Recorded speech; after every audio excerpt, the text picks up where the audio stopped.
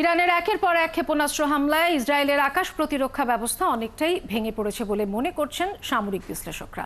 তারা বলছেন, Iran ballistic ক্ষেপণাস্ত্র, আত্মঘাতী ড্রোন সহ বিভিন্ন অস্ত্র ব্যবহার করলেও এখনো অত্যাধুনিক ক্ষেপণাস্ত্র ব্যবহার করেনি। ক্ষেপণাস্ত্র হামলায় দেশটির অনিয়মিত রণকৌশল প্রয়োগের ফলে আগাম পূর্বাভাস দিতে পারছে না ইসরায়েল। আরও জানাচ্ছেন ঋতু সাহা।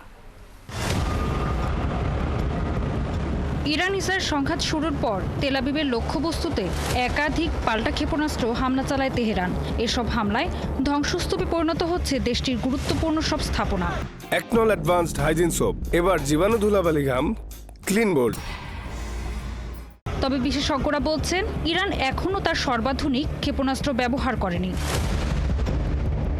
ইরানের তাসনিম নিউজ এজেন্সি বলছে, সংঘাতে ইরান এখন পর্যন্ত কাদর ও এমাদ ক্ষেপণাস্ত্র ব্যবহারই করেনি। এই দুটি ক্ষেপণাস্ত্র একই পরিবারের, উভয়ের পাল্লা প্রায় 1800 কিলোমিটার এবং এরা প্রায় 750 কেজি ওজনের ওয়ারহেড বহন করতে পারে। তবে পুরোটা বিস্ফোরক নয়। ধারণা করা হয়, এমাদ ক্ষেপণাস্ত্র কাদরের তুলনায় বেশি নিখুঁতভাবে লক্ষ্যভেদ করতে সক্ষম। এর আগে 2023 সালে ট্রু প্রমিস অভিযানের সময় এই ক্ষেপণাস্ত্র দুটি ব্যবহার করা হয়েছিল।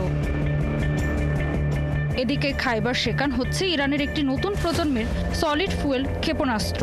এর পাল্লা তুলনামূলকভাবে কম, প্রায় 1400 থেকে 1500 কিলোমিটার। ফলে এটি কেবল ইরানের পশ্চিমাঞ্চল থেকে ছোড়া হলে ইসরায়েলে পৌঁছাতে পারে। এর ওয়ারহেড 500 থেকে 600 কেজি হলেও সলিড প্রোপালশন ব্যবস্থার কারণে এর গতি ও নিখুঁতভাবে হামলা চালাতে সক্ষম।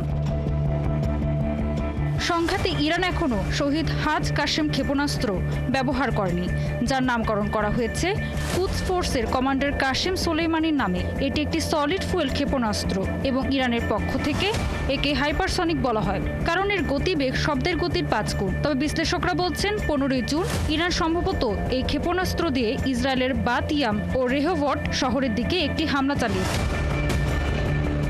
সবচেয়ে অবাক করা বিষয় হলো, ইরান এখনও এই যুদ্ধে ইসরায়েলি সংবাদ মাধ্যমের ভাষায় ডুমসডে অস্ত্র হিসেবে পরিচিত খোরাম শাহ ক্ষেপণাস্ত্রই ব্যবহার করে। এটি ইরানের সবচেয়ে শক্তিশালী ক্ষেপণাস্ত্র হিসেবে পরিচিত। এর ওয়ারহেড বহন ক্ষমতা 1800 কেজি পর্যন্ত। 2017 সালে এটি উন্মোচিত করা হলেও এখন পর্যন্ত কোনো সামরিক অভিযানে ব্যবহার করতে দেখা যায়। ঋতু সাহা, 71।